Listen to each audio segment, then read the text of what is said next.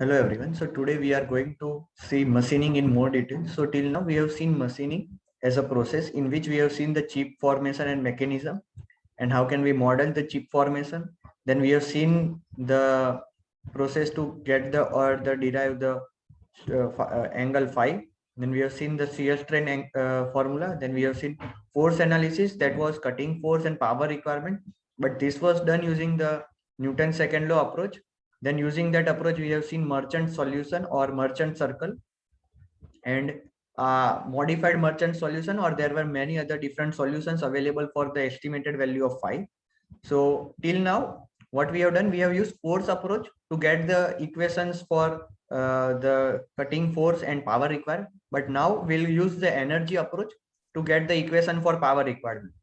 So let's start with the energy approach. So let me introduce you to specific energy. Specific energy is defined as energy required or energy consumed as per the process. It's a turbine. It is going to make energy. It is generating energy. If it is compressor, it is going to use energy. So it depends on the process.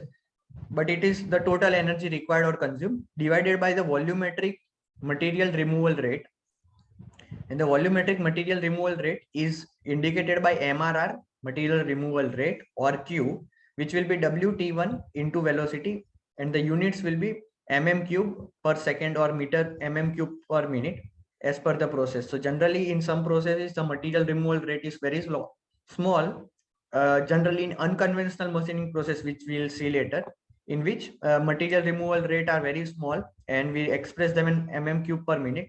But in conventional machine where we are going to do turning operation, facing operation, the material removal rate is high enough, so we can express them conveniently in mm cube per second. Here in material removal rate formula, W is the width, T1 is the initial thickness, which was before cutting. So remember, I am writing B under script 4 as before. So it's my own convention to write like this, so I can save my time. V is the velocity of cutting or cutting speed. So the energy consumed will be U is equal to cutting force into velocity, and FC is the cutting force. So it is not the total force. It is only the cutting component of the total force, and V is the cutting speed. So this is the same as velocity of cutting.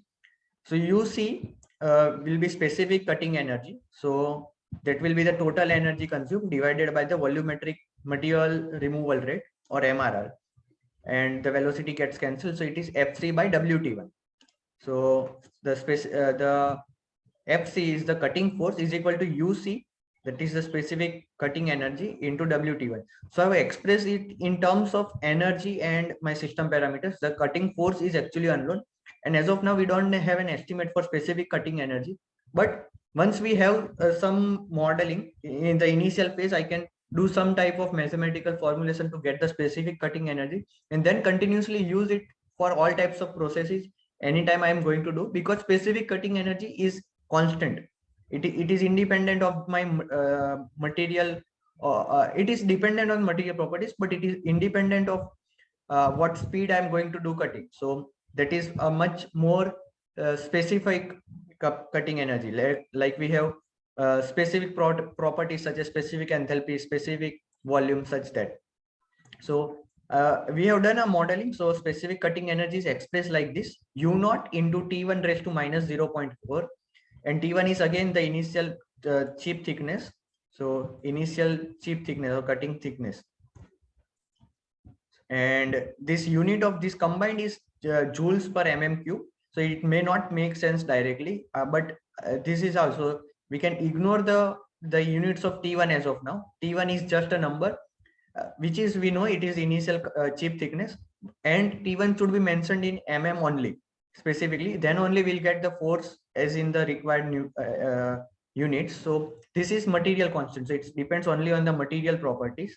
And FC will be 1000 into U naught T1 raised to minus 0.4 W into T1. The adjustment for 1000 is done so as to get the force in newtons, and the U naught will be given in joules per mm cube generally. T1 is in mm, but we will ignore the units of T1. It is just a number for us. The power is given, W is in mm, and T1 should be mm. So when we use these units, when we are going to put the numbers in the formula, the force will be in newtons. So we have got the cutting force all in terms of workpiece parameters. So whatever specific energy we were unknown with, U naught is very much specific to the material which we are using. So it is a material constant. So now it is going to be completely dependent on material constant and the workpiece parameters. Or workpiece means width is a workpiece parameter, WT1 are all workpiece parameters.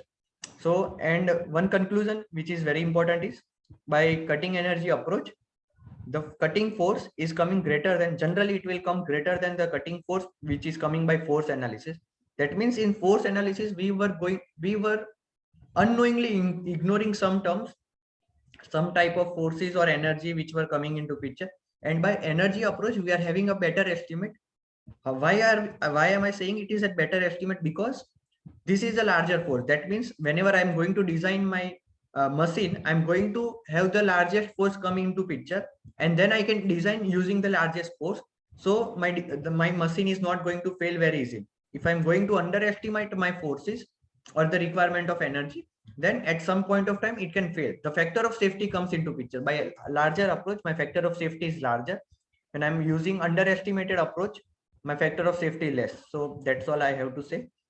In next video, we'll look at some numerical questions to have better understanding of formula which we have derived in this video.